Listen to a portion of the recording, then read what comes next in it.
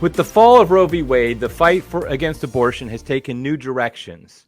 What is the state of the pro-life movement today, and what needs to be done to make abortion illegal and unthinkable in all 50 states? That's what we're going to talk about today on Crisis Point. Hello, I'm Eric Sammons, your host and the editor-in-chief of Crisis Magazine. Before we get started, I just want to encourage people to like and subscribe to the channel, let other people know about it. We always appreciate that. Also, you can follow Crisis Magazine on all those different social media channels, and our handle is just always at Crisis Mag.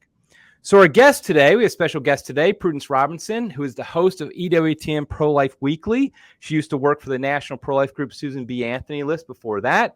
EWTN Pro-Life Weekly airs every Thursday night at 10 p.m. Eastern Time. She has been featured in numerous national media outlets, including the Daily Caller, Washington Times, and the Federalist. Welcome to the program, Prudence. Thank you so much for having me. Really excited to be here. Okay, I have the most important question first. Did you or did you not have the greatest confirmation class teacher ever? I did. I had the most fantastic confirmation teacher ever. His name was Eric Sammons, and he taught me everything I need to know about being a warrior for Christ when I was, becoming confirmed. So very good. So for those who probably most people don't know, but Prudence actually was the same age as my oldest daughter, and they were in the same homeschool group together. And our parish priest very nicely allowed me to teach all the homeschool kids confirmation. Prudence, your sister, was also in it, and right. Anna, and I'm not making this up. That is seriously one of the best things I've ever done. Like, as far as I really have great memories of it. That was such a great group of kids. I loved all you guys. It really was great. It was so great. And we actually held most of the classes at my house, I think, or maybe we switched yes, or something like that. But I remember such fond memories too. Some of my closest friends growing up were in that class together, and you taught us so well. We had an expert teacher. So I muddled through, and you guys seem to have turned out okay. So I couldn't have screwed you up too much. So let's get started. And a little bit about you first, though. Why did you decide to get into full-time pro-life work? Yeah, well, ever since I was very young, I've been very pro-life. My family raised me to be pro-life. And my sister, Mia, who was in that confirmation class with me, she is 23 days younger than me, and she was adopted from Vietnam. And so her adoption story is really what first enabled me to understand what abortion is, because the alternative for a lot of women, unfortunately, to adoption is abortion. And I just became very aware of the fact that had Mia not been adopted, she wouldn't have been a part of our life, and our family would have been so different. And so that really motivated me to fight for the right to life of all people, all unborn babies. And I got my start in the movement praying in front of abortionist Leroy Carhart's late-term abortion clinic that was in Germantown for a long time, which was about 15 minutes from my house. Since then, that clinic has closed down, praise God, but Carhart still performs abortions in Maryland, in Bethesda, and has a late-term abortion facility in Nebraska as well. So that's kind of how I got my start. And then I knew I wanted to work in politics, work in DC, and the pro-life issue was the one that I was the most passionate about. So I was blessed to get an internship at the Susan B. Anthony list, which is now called Susan B. Anthony Pro-Life America. And I worked in their communications department for about 3 years, really just learning the ins and outs of the movement, who the key players are, what's at stake. And that's also how I got to know Catherine Hadrow, who was the former host of Pro-Life Weekly. And that's how this opportunity came about for me as well, through that job at Susan B. Anthony list. So that was kind of my journey here. Yeah, and I remember our families both in front of Leroy Carhart's abortion clinic when it first started up. We were still in Maryland at the time, and it was just awful. Because for those who don't know, he's one of the few abortion providers in the country who does very late-term abortions, and he started up in Maryland. I guess it was around 2008, 2009, something like that. And we spent many days in front of that clinic, and I was very happy here when it shut down. But of course, like you said, he's still operating, so we need to keep working.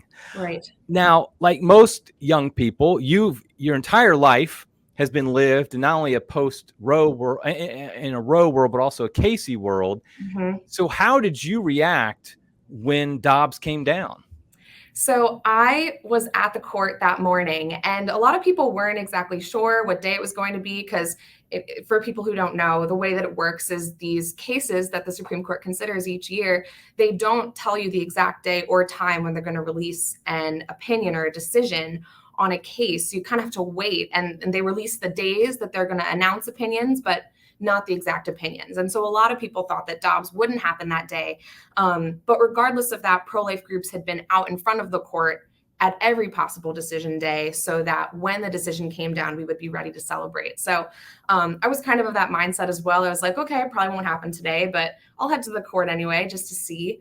And I just remember, walking towards the court and starting to hear a lot of cheering, a lot of excitement. And I was like, wow, I think it's happening. And then, yep, sure enough, got the notification on my phone that Roe versus Wade and Casey had been overruled. And it really was a moment where you kind of just had to stop and praise God, because we've been waiting for this moment for so long, since before I was born, long before I was born. Since Roe versus Wade was first decided, America has been under the thumb of really just some of the most extreme abortion jurisprudence in the world.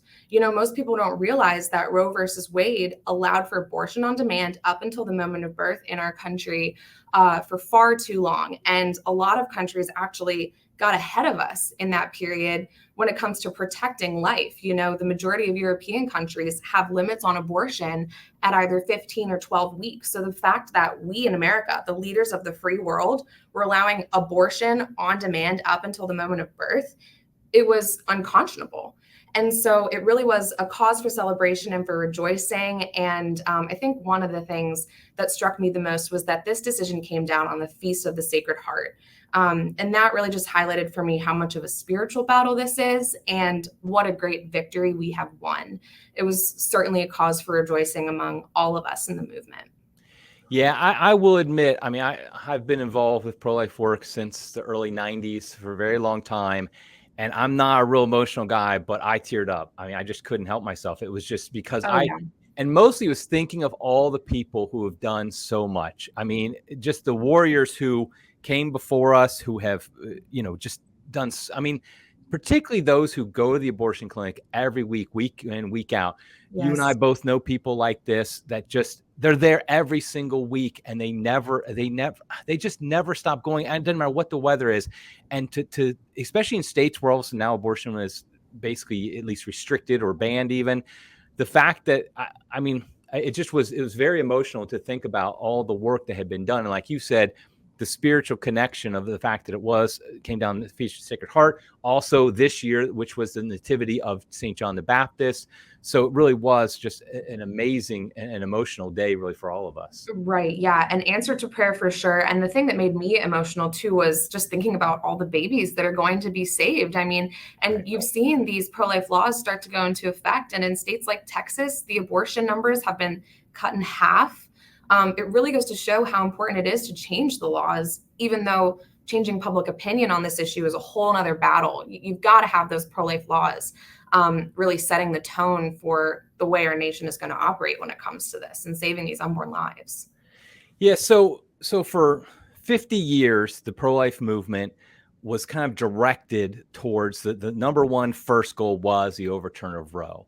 And now that we have that, how does the pro-life movement have to shift? What should the focus be now? Right. So what overturning Roe versus Wade did, very simply, was it put the power back in the hands of people in the states.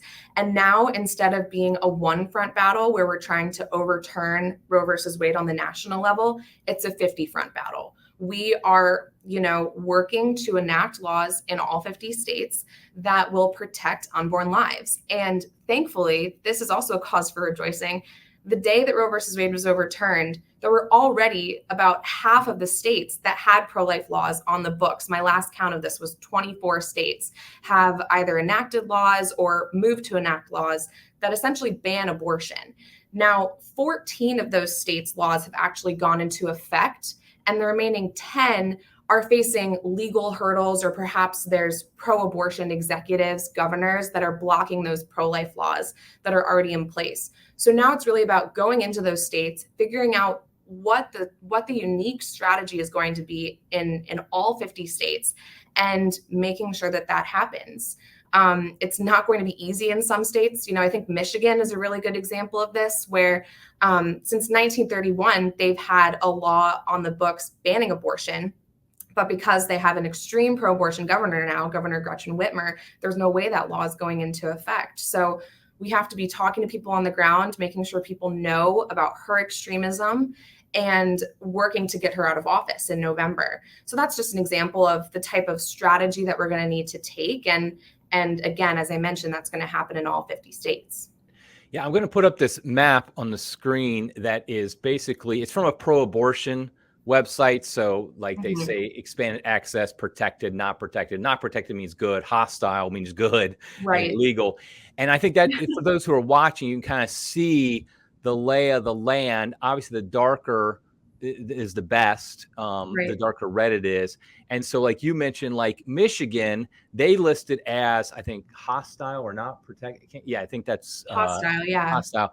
And so like, but the situation there is the governor there, she's extremely pro-abortion. And so, while it's hostile, really, she has to go, right? I mean, that's right. Yeah. And what's very fascinating about this is that in Michigan, the legislature just failed to install in November. They wanted to have a vote on abortion and essentially enshrine the right to abortion in the state, put that in the Constitution, but they couldn't get enough votes to even have that be a vote in November as a ballot referendum or initiative. So that just goes to show Michiganders are totally against this extremism from Governor Whitmer. I mean, this woman kept churches and grocery stores closed during COVID-19, but kept abortion facilities open and deemed abortions essential care. And this is not what Michiganders want. And they have to make that known in November at the ballot box. Yeah. So how about, let's talk about another state right now, which is Kansas. And we all were very excited, obviously, when Dobbs fell, when we heard there's going to be the vote. But of course it failed. So what I want you to do, if you could you explain exactly what was on the ballot and then maybe explain why you think it failed? Yeah, happy to. So Kansas on the ballot had an amendment called the Value Them Both Amendment. And it was a confusing amendment. I'll just start by saying that. I think one of the main reasons that it failed is because people really didn't know what they were voting for. And these ballot initiatives, these referendums, they have a history of being notoriously confusing. So a lot of people in the movement, while we were disappointed that this happened, it wasn't a huge surprise. But this amendment was actually a neutral amendment. It simply would have made it so that there can never be a right to abortion stated in the Constitution. Simply that would not be allowed in the state, and legislators would have the ability, the power to legislate on abortion as they've been elected to do. So they could pass a 15-week limit, a 20-week limit. If they wanted to allow abortions up to a point, this would still be allowed should the amendment have been passed.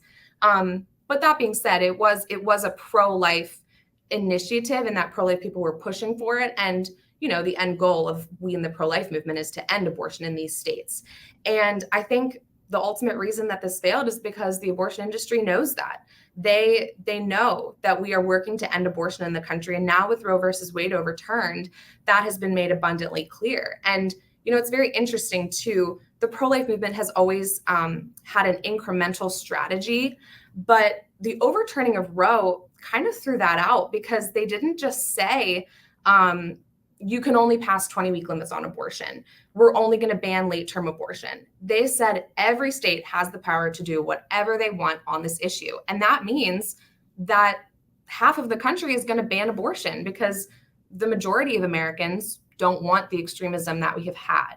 And so in Kansas, I think you were just seeing people on the pro-abortion side really being motivated to make sure that abortion was still going to be accessible. And I just think we weren't totally on the mark when it came to the support that we had for that amendment. And so unfortunately it failed. The left was really good at labeling this as a total ban on abortion and something that was totally going to constrict women, and something that was going to be really dangerous for the, quote, fundamental rights of women, which we know is a total lie. But they really had the higher ground on the messaging here, and they were able to confuse a lot of people and convince them that they needed to vote no. Yeah, so it seems to me that the majority, so you have your two quote unquote extremes. One would be basically what Roe v. Wade was, which is abortion on demand all 9 months. Right. And then you have what we want on the other side, which is complete, not one abortion at any time, anywhere is legal. Mm-hmm. It seems to me that the majority of Americans are closer to what we want, but they're not really there. And it's like if you give them, like, it seems like most of them would take 6-week, 8-week, 12-week cutoffs. But if you present it as either complete abortion or no abortion whatsoever, I feel like they'll say, well, if I only have those two choices, I'd rather have complete abortion than no abortion. Does that seem to be your sense, or am I too pessimistic about the American people? No, I think that's exactly right. I think a lot of people, even though Roe versus Wade is overturned now, people didn't even realize the extremism that allowed for. And it's because of what you just mentioned. The left has the ability to say, no, we still want to allow you to have some abortions. We don't want to limit you to having no abortions at all. And so I think you're right that a lot of people just don't realize how extreme it is. And it's really a hurdle now of the pro-life movement. A challenge we face is helping people understand that we are on the side of common sense. We are the ones fighting for the position that is actually more aligned with what these people believe. I mean, the Democrats want people who are strongly pro-life to use their taxpayer dollars to fund brutal late-term abortions. But people don't know that. And it's frustrating. I'm starting to get somewhat pessimistic as well. It takes a lot to get people to understand just the simple realities of this issue. And I agree with you. I think there's a huge education gap when it comes to what people really know about this. Yeah, don't get beat down like me, Prudence. Doing my best over here. I'm doing my best, but it's hard. Yeah. Oh, yeah. I know it is. So do you think, like, in most states, is the best strategy? I mean, I know it depends on the state, because what you do in Alabama, for example, is going to be different from what you do in Oregon or something like that. But do you think it's wise then in these states that are a little bit more mushy, a little bit more purple, I guess you'd say, to try for 12-week bans or something like that? Or do you think we should always try for, let's go the full way and try for a full ban? That's a really good question, and you're hitting smack on the head. Something that is really kind of a cause for debate within the movement right now, I would say. I think one of the biggest hurdles right now is that there are some members of Congress, some pro-life groups, who think we should be fighting for all-out bans on abortion. And I can see where they're coming from, because, when you look at how this has played out in just the couple of months since Roe has been overturned, you have half of the states wanting to completely ban abortion.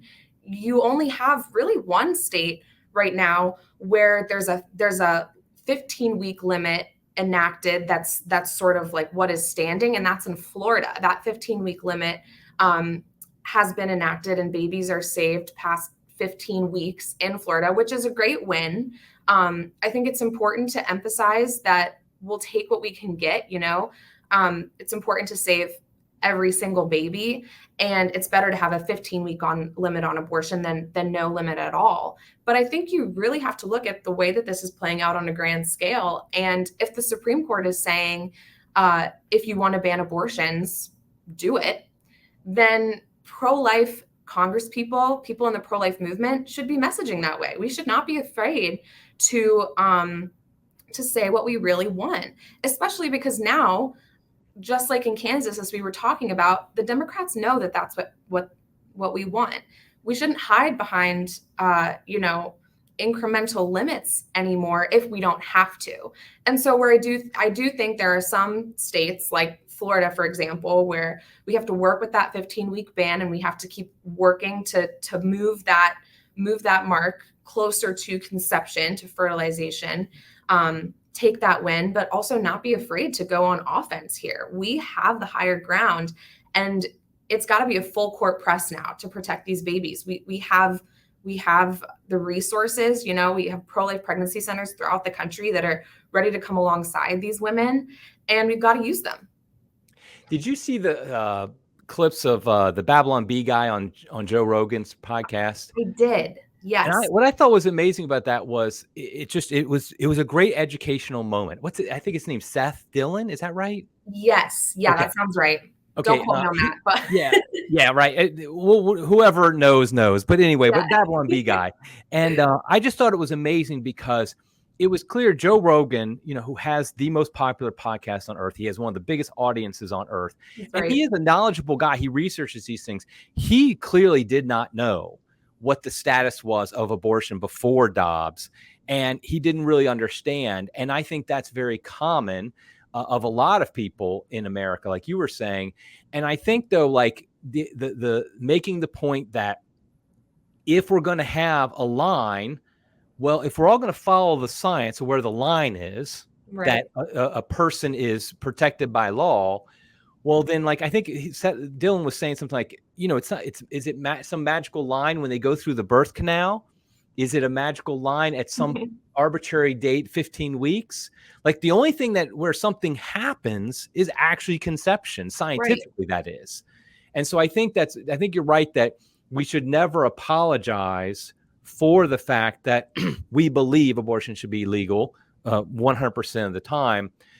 But I also think realistically, getting laws passed right now because of the woeful education of most Americans, and we're not going to get any help from the media, except for EWTN, of course, then we're just going to have to pass what we can. Like here in Ohio, where I live, we have a 6-week like heartbeat type bill. Right. And I think that's great because it's shutting down all the abortion clinics here, because most women, they don't even necessarily know that they're pregnant at that point. And so it's like they can't. So ultimately for them, it is a complete ban. And so, I mean, the abortion clinic we all go to, the Planned Parenthood here in Cincinnati, they're not doing abortions anymore. So it's like, this is a great thing, even though it's a 6-week ban. And technically I would prefer at conception ban. Right. Absolutely. And like you say, we have to take those wins when we can get them. And in Ohio, like that is essentially almost a ban on abortion. And so praise God that abortions aren't happening at that facility. And I agree with you on that for sure. Yeah. So I think we should be realistic. And like I have seen some pro-lifers who will attack the incremental laws. And I just don't think that's a good, I don't see why to do that, because saying that abortion should be illegal after 15 weeks isn't saying that you like it before 15 weeks or think it's okay. It's just saying, yeah, all these babies should be protected. I'm protecting half of them at least. Let's try to see what we can do. So, but I know it is a debate. Okay, so now what should individual Catholics, like most of us, we don't host a pro-life TV show or anything like that. And a lot of people aren't even involved in pro-life groups or anything like that, but they're pro-life and they live in a state now where it is debatable. I mean, maybe it's not California or something like that, but where it is being debated. Right. What do you think is the best thing that your individual pro-lifer can do to try to make the country more pro-life or make their state more pro-life? That's a great question. I think it really comes down to, we've talked the talk for so long in the pro-life movement that we want to save these babies. And now that Roe versus Wade has been overturned, it's time to walk the walk. We have to make sure we know where our pro-life pregnancy resource centers are. If there's a Planned Parenthood in your neighborhood, there probably is. There are a lot of them. Make sure that you're praying, you're prayerfully protesting outside of those clinics. One group that I really look to for inspiration on this level when it comes to what can I do on the ground is Sidewalk Advocates for Life. This is a group that has chapters all over the country, and they have been successful in shutting down dozens of abortion clinics just by their prayerful witness and their testimony to these women as they're walking into abortion clinics. So if you're looking to get involved in a more tangible way in the movement, I think that finding your closest Sidewalk Advocates for Life chapter is a great way to start. Obviously, I think it's important too that we're emphasizing the humanity of these unborn children. When you have a conversation, when you have an opportunity to have a conversation with someone who might not totally agree with you, we have to talk about what you were just mentioning, which is that the only time that something happens is at conception. And after that, we see so many signs of life. And groups like the Charlotte Lozier Institute have great resources for this, where they've really laid out what happens at each moment of gestation. And you can point to so many facts that just emphasize the beauty and the preciousness of these little babies growing. At 6 weeks, they have the number of times that the baby's heart has beat, how much blood is pulsing through their veins. They've explained that these babies have a preference for their left or right hand at just 12 weeks old. They respond to their mother's voice. They hiccup, they yawn.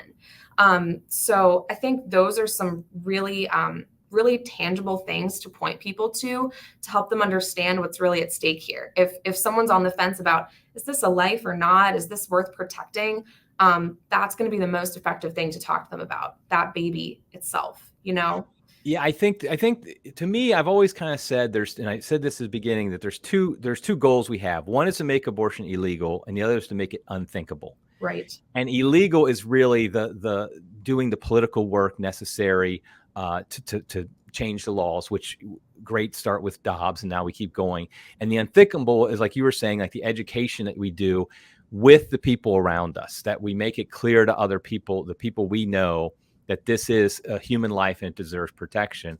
I know, as far as like a couple of things that I started doing once the Dobbs came down, I didn't even know the day before Dobbs came down who my state reps were. I don't think anybody knows who their state reps are. Nobody cares who they are. Yeah. But the day of Dobbs, I contacted both of them, my state rep, the state senator, and said, Great. okay, you need to vote for everything that bans or restricts abortion. And if you don't, Yeah. I will never vote for you, because nobody cares who they were, because they had, state reps don't do hardly anything, it seems like to me, but it's like now they're very important. They're quite important. Yeah. And so I would encourage people to do that. Definitely contact yours, and honestly, run, because it's not like these people get how many votes, and in a lot of these places, they're getting a few thousand votes to win.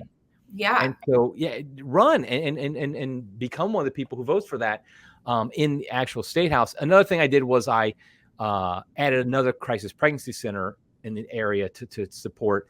We went to a fundraiser. My wife and I went to a fundraiser for a local crisis pregnancy center, and they said after Dobbs, they had a very large increase in abortion-minded women coming to the pregnancy center, because they weren't going to the Planned Parenthood anymore. But they thought abortion, they weren't even sure what the status was of abortion. And so they went there. And so I do think our crisis pregnancy centers are probably seeing an increase in women coming to them. And so we need to do everything we can to help them as well. Yeah, I totally agree. And especially because there are these pro-choice, pro-abortion groups out there that are straight up attacking these centers. We've got to make sure that we're helping them get all of the support and the resources that they need, because the pro-abortion side is now just becoming so hostile to people who think like us, people who want to save unborn babies. It's very simple, but they're performing acts of violence now. You've seen over 100 churches vandalized. You've seen almost the same number of pregnancy centers vandalized, windows smashed through. So we've got to come around these pregnancy centers. And I think you make a fantastic point about running for state rep too. And I'll also just say one thing that I've learned is that is not a full-time job at all. Like, even if you've got a lot going on in your life, running for state rep, it's only going to take maybe 1 or 2 months out of your year when you're in session and you go and you pass laws to save babies. It's pretty straightforward. And I think that's a great idea. I think people like us should be running for positions like that. Now, what exactly so we're both Catholic, obviously it's a Catholic show here. What can Catholics do in particular? I mean, Catholics have been the heart of the pro-life movement from the beginning. Mm-hmm. We love our Protestant brothers and sisters and others who join us in the pro-life movement, but at the same time, we have been the heart. Let's be honest. So, what can Catholics do, specifically Catholics do, in this time now that like you said, it's a 50 front fight that we're in? I think the most important thing is making sure people understand what the Catholic Church actually teaches about abortion. I know I don't have to tell you this, but with the president that we have in office, people are very confused about what Catholics believe. And he has betrayed Catholics when it comes to this, especially in his recent speech in Pennsylvania. He has made abundantly clear that if you are pro-life, if you are fighting for the sanctity of life, if you're fighting for the sanctity of marriage, for good, strong families, he is not going to fight for you. So we really have to take this into our own hands. I'm really thankful for some strong bishops in our country, like Archbishop Naumann, during that Kansas fight, he was going to the pulpit and preaching to people, you need to vote yes to value them both, protect these unborn children.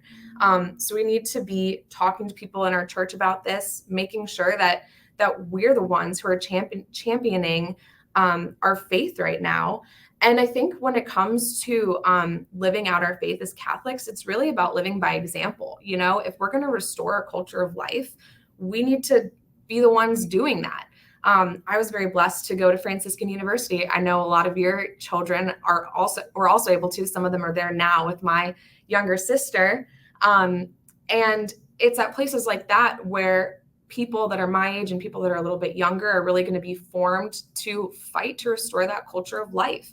So you've got to make sure you're encircling yourself with people who are going to help you in that battle. And it is a spiritual battle.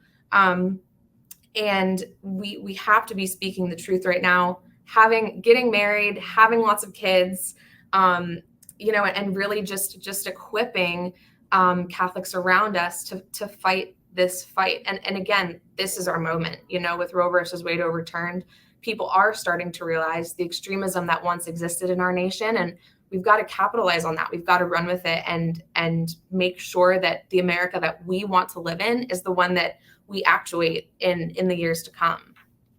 Yeah, and I think another witness that we can call people to is the witness you mentioned with your own sister, like adoption, that Yes. really to be there, because it's great that more babies will be surviving, and that's what we've always wanted. And we've always been there. I mean, the whole lie about like we don't care about babies after they're born, we all know that's just stupid. Right. But the truth is also, though, it will hopefully mean more baby. I mean, not that we always hope babies are put for adoption. We hope they're in the best situation for them. Of course. But there'll probably be more adoptions available, and so Catholic families in particular need to step up.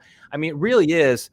I mean, adopting a child is beautiful in so many ways, but it also is in a lot of ways a work of evangelization for a Catholic family to do this, because you bring a child into your home who might not have been raised Catholic, to be raised Catholic, to know the faith, to get those. I mean, it's just such a great blessing and gift that you're giving to those child. So so you're giving them more than just life. You're giving them spiritual and eternal life in so many ways. So I just encourage people to, consider adoptions. Well, I'm asking for all these big things, like run for state senate, adopt a kid, all these minor things. I'm asking people. Yeah, it's easy. Come on. Yeah, anybody can do it. So before we finish here, just what are some?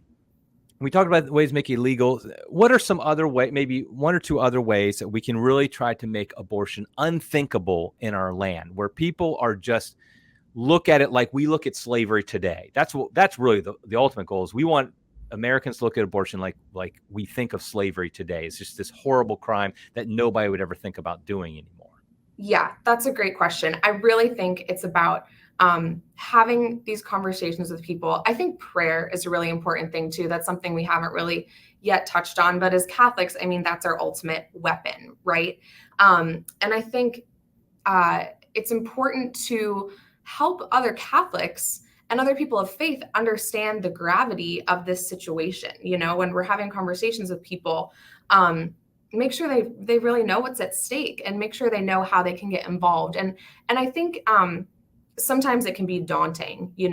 This is a big mission. We're trying to save babies from abortion. And so I think bringing it down to something that's simple, something that's tangible, is really, really important. And so I think, just having conversations with people as they come, and just praying to the Lord that you can be his vessel and speaking the truth about this. I think another great thing to do is to be supporting pro-life organizations that are in your area. On the federal level, on the national level, rather, I'll just mention a few of them, things that you can share on social media and stuff like that. Live Action, Students for Life of America, they're doing a great job of making sure people know what abortion is via their amazing videos. They're talking to students on college campuses and things like that, about the reality of abortion and what you can do to save babies. I think promoting the work that they're doing is so important. Again, we mentioned Sidewalk Advocates for Life and just your local Right to Life group. Most cities, most counties have one, or even on the state level, there's a Right to Life group that you can get involved with.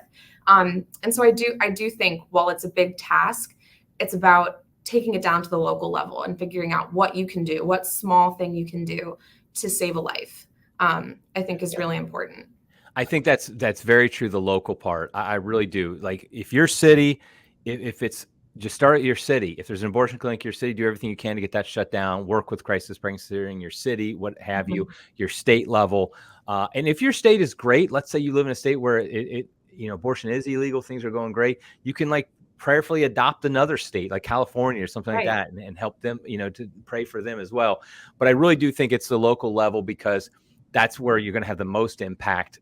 Most people are going to have the most impact. So I think we really need to do that. Support your local crisis pregnancy center, like you said, and pray. And prayer, obviously, that we can't do anything without starting with that. So yeah, and the person that I always pray to on this the most is Mary, because if it wasn't for her, Christ wouldn't be able to have come into the world to save us. And abortion is totally the opposite of that redeeming sacrifice that the Lord made, and she's the mediatrix. So if you're looking for someone to pray to on this, pray to Mary. Yes, ask the Blessed Mother, and she's a very powerful intercessor, as we know. Yes. Okay, well, I think we'll wrap it up here, Prudence. I really appreciate it. Now, so people can obviously EWTN, but and I'll link to I assume there's a website for EWTN Pro-Life Weekly. Yes. Tell us a little bit about what the show does and what you have coming up. Yeah, absolutely. So we report on everything having to do with the pro-life issue. It's the most important time to be reporting on this, as we've been discussing all throughout this hour. But we go into the states. I was in Kansas for the Value Them Both Amendment. We're heading into some other states soon, really just to make sure people that are living in those states have a pulse on what's going on with the abortion issue in your area. We talk to members of Congress, we talk to people working with these pro-life groups on the national and local level, and we share stories of miracles, babies being saved, ways that people's hearts have been converted to the pro-life cause. Really anything on the pro-life issue, you can find it in our reporting at Pro-Life Weekly. And we air on Thursday nights at 10 p.m., as you mentioned earlier, 10 p.m. Eastern. You can follow along the show on our website, EWTNProLifeWeekly.com. And you can also follow me on Twitter at Pru's Pulse to see more about what we're doing on the show and things that we're working on. I will put links to all that in the show notes. It is a great show. You're doing a great job. I was so excited. I mean, I told the kids, of course, I was like, "You're not going to believe who's nothing." So they were all excited. All my daughters, who are friends with you, they were all excited and stuff. Oh, that's so sweet. That's and you've been doing a great show. You have great guests on there. So I encourage everybody to watch it. Thursdays at 10. And I know you repeat it because, frankly, 10 p.m. you start getting near people like my age's bedtime. Yeah, so yeah. It's repeated throughout the week, and you have clips, I know, on YouTube and things like that. So I encourage people to check those out. That's right. Yes. Thank you so much for all those kind words, and please continue to pray for us and for our mission. Absolutely. Absolutely. God bless you. Thank you so much. Okay. Until next time, everybody. God love you.